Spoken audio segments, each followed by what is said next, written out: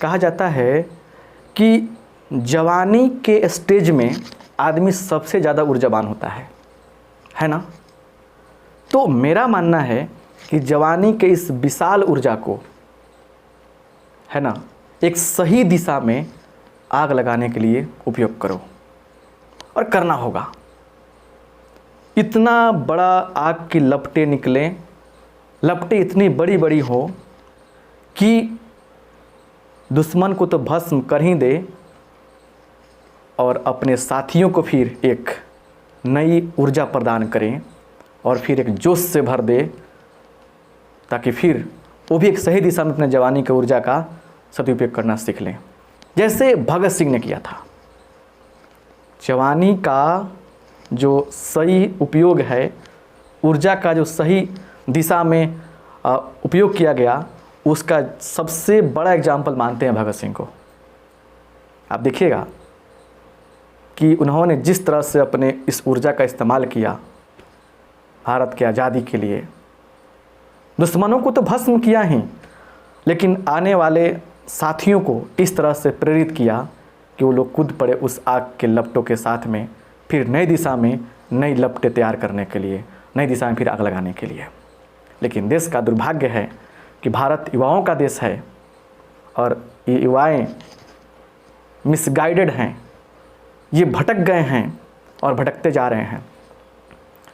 कारण और भी है इनके भटकने का कि मार्गदर्शन देने वाले लोग जो हैं वो सही नहीं हैं।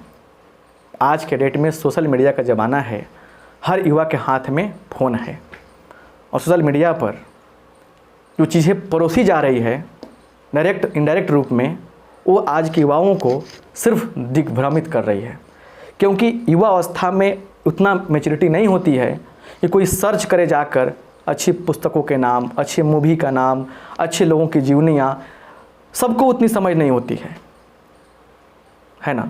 इस एज में अच्छे बातें बहुत लोगों को बुरा लगता है, क्योंकि वो अपने परिवेश से, अपने सराउंडिंग से बहुत सारी चीज़ें मन में पाल लिए रहते हैं, जो जब आगे बढ़ते हैं वो, और जब कोई इसका विरोध करता है कि बाबू ये गलत है, ये सही है, तो उनको ख़राब लगता है।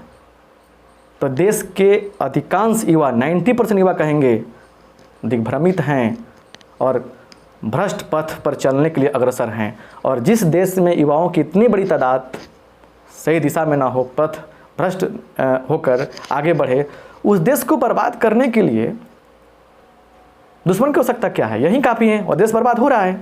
बर्बादी का मतलब ये नहीं होता है कोई बाहरी आदमी आक्रमण कर ले, आपको गुलाम बना ले, आपको सत्ता से बाहर कर दे और आपके ऊपर अत्याचार करे, ऐसा नहीं होता है। आप अगर अपनी ज़िंदगी गलत दिशा में जी रहे हो और ये पूरा देश जी रहा हो, पूरा देश के युवा भ्रमित हो, तो आपको क्या लगता है कि आपको कोई बाहरी आदमी गुलाम आके बनाएगा तब आप माने क्या बोलते हैं कि गलत कहलाओगे, आपका विनाश होगा? नहीं, आपका विनाश हो रहा है, आप विनाश के कगार पर चल दिए हो। समझ रहे हो ना?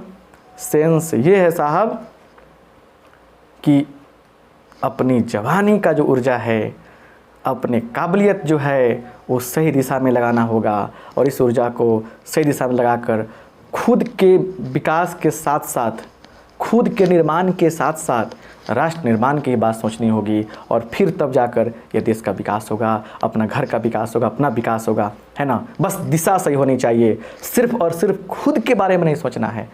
और लपटें, आग की ज्वाला जो होनी है वो काफ़ी हाई लेवल का होनी चाहिए, जो दुश्मन को दूर से ही भस्म कर दे और आने वाले जनरेशन को एक नई राह दिखाए, है ना। जैसे भगत सिंह ने दिखाया, खुदीराम बोस ने दिखाया और तमाम नौजवानों ने दिखाया है कि ऐसे जवानी का सदुपयोग किया जा सकता है।